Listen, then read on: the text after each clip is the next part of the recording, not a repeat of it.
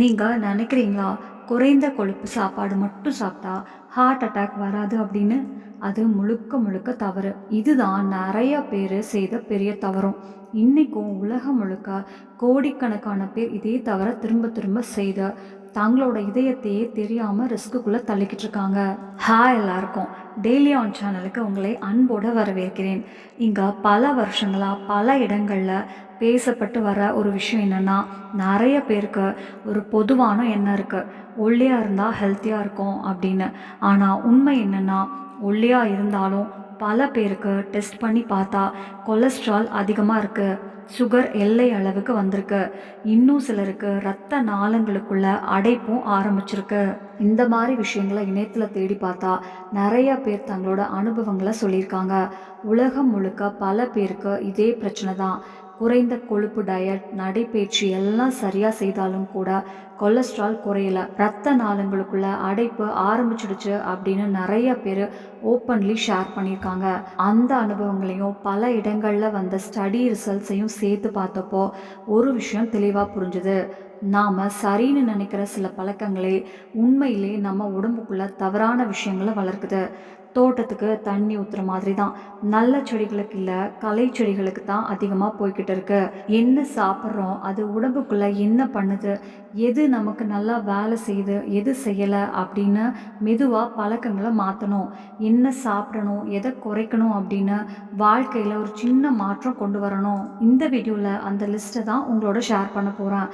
உண்மையிலேயே இது உங்களுக்கு சற்று அதிர்ச்சியை கொடுக்கலாம். இந்த வீடியோ முடிவுக்கு வந்ததுக்கப்புறம் இவ்வளவு ஹெல்த்தியாக வாழ்ந்தோம், ஏன் ஹார்ட் அட்டாக் ரிஸ்க் அதிகமாகவே இருக்குது, ஏன் கொலஸ்ட்ரால் குறைய மாட்டேங்குது அப்படின்னு உங்களுக்கு தெளிவாக புரியும். சில பேர் உடனே ரெமெடி மட்டும் சீக்கிரமாக சொல்லுங்கள், ஜவ்வு மாதிரி இழுக்காதீங்க அப்படின்னு நினைக்கிறாங்க. புரியுது, எல்லாருக்கும் டைம் ரொம்ப முக்கியம்தான். ஆனால் இதய ஆரோக்கியம் மாதிரி விஷயங்கள் 2 நிமிஷத்தில் முடிஞ்சு போகிற விஷயம் இல்லை. இந்த வீடியோ 10 நிமிஷம்தான். உங்கள் வாழ்க்கைக்காக, உங்கள் உடம்புக்காக அந்த 10 நிமிஷத்தை முழுசாக செலவிடும் போது தான் இங்கே சொல்லப்படுற விஷயங்களோட முழு அர்த்தமும் அதோட பயனும் உங்களுக்கு சரியாக புரியும். ஒரு ரெமெடி மட்டும் கேட்டுட்டு போகிறத விட முழு வீடியோ பார்த்தா தான் நீண்ட காலத்துக்கு உண்மையிலேயே பயன் கிடைக்கும். அதனால் இந்த வீடியோவை முழுசாக பாருங்கள், கவனமாக பாருங்கள், கடைசி வரைக்கும் பாருங்கள். புரிஞ்ச விஷயங்களை உங்கள் நண்பர்களோடையும் பகிருங்க. இன்னும் பல பேருக்கு இந்த உண்மை தெரிஞ்சால் நல்லது. இப்போது ஒரு முக்கியமான விஷயம், ஹை கொலஸ்ட்ரால் மற்றும் ஹார்ட் அட்டாக் இரண்டுக்குள்ளே என்ன தொடர்பு? நம்ம ரத்தத்தில் எல்டிஎல் அப்படின்னு சொல்லப்படுற பேட் கொலஸ்ட்ரால் அதிகமாக இருந்தால் அது மெதுவாக ரத்த நாளங்களோட சுவற்றில் ஒட்டிக்க ஆரம்பிக்கும். பைப்புக்குள்ளே குப்பை சேர்ற மாதிரி தான். இப்படி சேர்ந்து சேர்ந்து பிளாக் உருவாகும். ஆரம்பத்தில் அது சின்னதாக இருக்கும், ஆனால் காலம் போக போக அது பெருசாகி இரத்த நாளங்களை உள்ளுக்குள்ளே இருந்து ஒட்டி கிடக்கும்.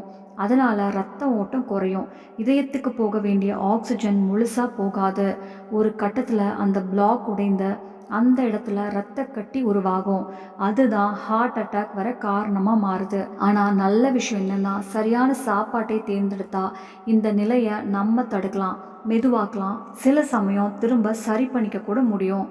சரி, இப்போது முதல் சாப்பாட்டிலேருந்து ஆரம்பிப்போம்.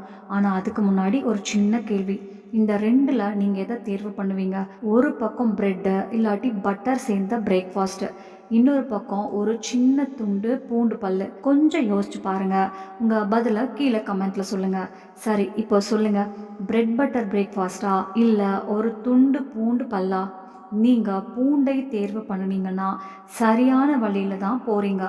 ஏன்னா இதுதான் நம்ம முதல் சாப்பாடு, இதயத்துக்கு ரொம்ப நல்லா வேலை செய்கிற ஒரு எளிய விஷயம். பூண்டு உடம்புக்குள்ளே இருக்கிற தேவையில்லாத கொலஸ்ட்ராலை மெதுவாக கட்டுப்படுத்த உதவுது.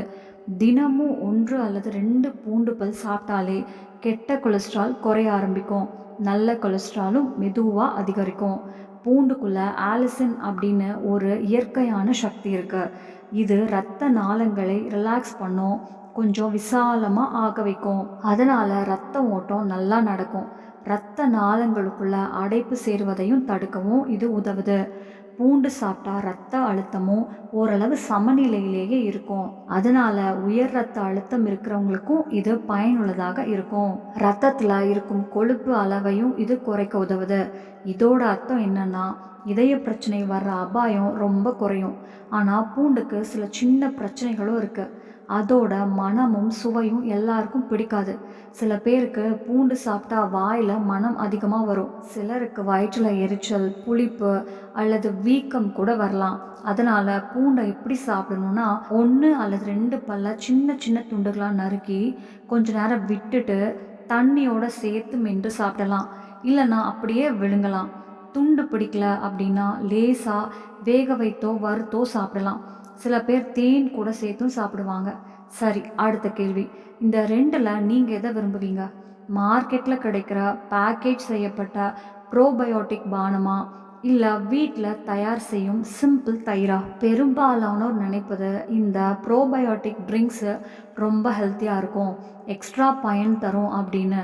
ஆனால் உண்மை என்னென்னா, நம்ம வீட்டு தயிர்லேயே அந்த எல்லா நல்ல விஷயங்களும் இருக்குது. தயிர் இட்லி, தோசை மாவு, கஞ்சி மாதிரி புளிப்பூட்டிய சாப்பாடுகள் சுவைக்காக மட்டும் இல்லை, இதய ஆரோக்கியத்துக்காகவும் ரொம்ப உதவும். இந்த மாதிரி சாப்பாடுகள் நம்ம வயிற்றுக்குள்ளே இருக்கிற நல்ல கிருமிகளை பலப்படுத்தும். வயிற்றுக்குள்ள ஒரு தோட்டம் மாதிரி, அதில் கோடிக்கணக்கான நல்ல கிருமிகள் இருக்குது. தயிர் மாதிரி சாப்பாடு சாப்பிட்டா அந்த நல்ல கிருமிகளுக்காகத்தான் நாம் சாப்பாடு கொடுக்குறோம். அந்த நல்ல கிருமிகள் உடம்புக்கு தேவையான சத்துக்களை உருவாக்கும், உடம்புக்குள்ளே உள்ள உள்ளெரிச்சலை குறைக்கும், எதிர்ப்பு சக்தியையும் அதிகரிக்கும், கொழுப்பு எரியும் செயலையும் நல்லா வேலை செய்ய வைக்கும். அதனால் வயிற்றை சுற்றி சேரும் கொழுப்பும் மெதுவாக குறைய ஆரம்பிக்கும். உடம்புக்குள்ளே நடக்கிற இந்த உள்ளெரிச்சலும் சமநிலை கெட்ட மாறுபாடுகளும் தான் இரத்த நாளங்களுக்குள்ள பிளாக் உருவாகிற முக்கிய காரணம். அதுவே கடைசியில் ஹார்ட் அட்டாக் வர பெரிய காரணமாக மாறுது. சரி, இப்போது இன்னொரு சின்ன கேள்வி. இந்த 2ல் நீங்கள் எதை தேர்வு பண்ணுவீங்க? ஒரு பக்கம் புரோட்டீன் பார், கடைகளில் கிடைக்கும் ரெடிமேடு ஸ்நாக்ஸு. இன்னொரு பக்கம் ஒரு கைப்பிடி தண்ணியில் ஊற வைத்த பாதாம்.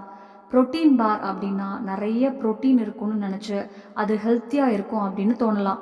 ஆனால் உண்மை என்னென்னா, மார்க்கெட்டில் கிடைக்கிற பெரும்பாலான புரோட்டீன் பார்ஸில் சுகரும் பாதுகாப்பாக சேர்க்கப்படும் பொருட்களும் நிறையா இருக்கும். ஆனால் நட்ஸுன்னு சொல்லப்படுற பாதாம், வால்நட்டு, பிஸ்தா, நிலக்கடலை மாதிரி சாப்பாடுகள் உடம்புக்கு தர்ற பயன் ரொம்ப அதிகம். இதில் பெருசாக தீங்குன்னு சொல்லும்படி எதுவும் இல்லைன்னு சொல்லலாம். தினமும் கொஞ்சம் ரா நட்ஸ் சாப்பிட்டாலே ஹார்ட் அட்டாக் வர அபாயம் சுமார் 20 முதல் 25% வரை குறையலாம் அப்படின்னு பல ஆய்வுகள் சொல்கிறது. நட்ஸில் நமக்கு நல்ல அளவில் நார் சத்து, விட்டமின் இ, அதோட ஒரு முக்கியமான அமினோ ஆசிட் கூட கிடைக்குது. அதுதான் எல்-ஆர்ஜினைன். இந்த எல்-ஆர்ஜினைன் உடம்புக்குள்ளே போய் நைட்ரிக் ஆக்சைடுன்னு ஒரு பொருளை உருவாக்கும். அது இரத்த நாளங்களை கொஞ்சம் விரிய வைக்கும். அதனால் ரத்த ஓட்டம் சீராக நடக்கும். இதோட பலனாக இரத்த அழுத்தம் குறையும், மன அழுத்தமும் கம்மியாகும், இரத்த நாளங்களும் இன்னும் வலுவாகும். நம்ம லிஸ்ட்டில் அடுத்த முக்கியமான சாப்பாடு நெல்லிக்காய். தினமும் ஒரு சின்ன நெல்லிக்காய் சாப்பிட்டாலே கொலஸ்ட்ரால் அளவு கட்டுப்பாட்டுக்குள்ளே வரும், இரத்த நாளங்களுக்குள்ள பிளாக் உருவாகிற அபாயம் குறையும், ஹார்ட் அட்டாக் வர சான்ஸும் சுமார் 20% வரை குறையலாம் அப்படின்னு ஆய்வுகள் சொல்கிறது. நெல்லிக்காயில் விட்டமின் சி ரொம்ப அதிகம். ஒரு சின்ன நெல்லிக்காய் 3 ஆரஞ்சு பழத்துக்கு சமமான விட்டமின் சி தருது. இதனால் உடம்புக்குள்ளே இருக்கும் தீங்கான துகள்கள் கட்டுப்படுத்தப்படுது, இரத்த நாளங்களுக்குள்ள ஏற்படுற உள்ளெரிச்சலும் சேதமும் குறையும். இதோட கூட நெல்லிக்காய் இரத்த அழுத்தத்தையும் கட்டுப்படுத்த உதவும், நல்ல கொலஸ்ட்ரால் அதிகரிக்க உதவும், ரத்தத்தில் இருக்கும் ட்ரைகிளிசரைட்ஸ் அளவையும் குறைக்க உதவும். நெல்லிக்காய் சீசனில் கிடைச்சா அதை துண்டு துண்டாக மென்று சாப்பிடலாம், இல்லைனா சட்னி பண்ணியும் சாப்பிடலாம். ஃப்ரெஷ் நெல்லிக்காய் கிடைக்கலனா நெல்லிக்காய் பவுடர் 1 ஸ்பூன் காலை 1 கிளாஸ் தண்ணியில் கலந்து குடிக்கலாம். நெல்லிக்காய் முறப்பாக பிடிச்சிருந்தா சாப்பிடலாம், ஆனால் அதில் சுகர் அதிகமாக இருக்கும். அதனால் சாப்பிட்றதுக்கு முன்னாடி தண்ணியில் கழுவிட்டு சாப்பிட்டா நல்லது. அடுத்தது சீட்ஸ். பொதுவாக எல்லா சீட்ஸுமே இதயத்துக்கு நல்லது தான். ஆனால் குறிப்பாக ஃப்ளாக்ஸ் சீட்ஸ் அப்படின்னு சொல்லப்படுற ஆளி விதை, அதோட சியா சீட்ஸ் இதயத்துக்கு ரொம்ப பயனுள்ளவை. இந்த சீட்ஸை பயன்படுத்தினா கொலஸ்ட்ராலும் ட்ரைகிளிசரைட்ஸ் கட்டுப்பாட்டுக்குள்ளே இருக்கும். ஹார்ட் அட்டாக் வர்ற அபாயமும் குறையும் அப்படின்னு ஆய்வுகள் காட்டுது. இன்னொரு கூடுதல் பயன் என்னன்னா, இந்த சீட்ஸில் இயற்கையான தாவர ஹார்மோன்கள் இருக்கும். இது குறிப்பாக பெண்களுக்கு ரொம்ப நல்லது. மெனோபாஸுக்கு அப்புறம் இதய பிரச்சனை வர அபாயத்தை குறைக்க உதவும். ஆனால் ஃப்ளாக் சீட்ஸை எப்போதும் லேசாக வறுத்து அரைச்சி தான் சாப்பிடணும். சியா சீட்ஸை எப்போதும் தண்ணியில் ஊற வைத்தே சாப்பிடணும். ரொம்ப முக்கியமான விஷயம் என்னென்னா, அளவோடு சாப்பிடணும். தினமும் காலை 1 அல்லது 2 ஸ்பூன் போதுமானது. அதுக்கு மேலே தேவையில்லை. இதெல்லாம் சேர்த்து பார்த்தா பூண்டு, புளிப்பூட்டிய சாப்பாடுகள், நட்ஸு, நெல்லிக்காய், சீட்ஸு இந்த 5 சாப்பாடுகளும் இரத்த நாளங்களை சுத்தமாக வைக்க உதவும். ஹார்ட் அட்டாக் வர்ற அபாயத்தையும் குறைக்கும். இதில் ஒரு காமன் விஷயம் நீங்கள் கவனிச்சிருப்பீங்க. இந்த எல்லா சாப்பாட்டுகளையும் நல்ல கொழுப்பு அதிகம், சுகர் ரொம்ப கம்மி. ஹார்ட் அட்டாக் வர்றதுக்கு காரணம் கொழுப்பு மட்டும் இல்லை.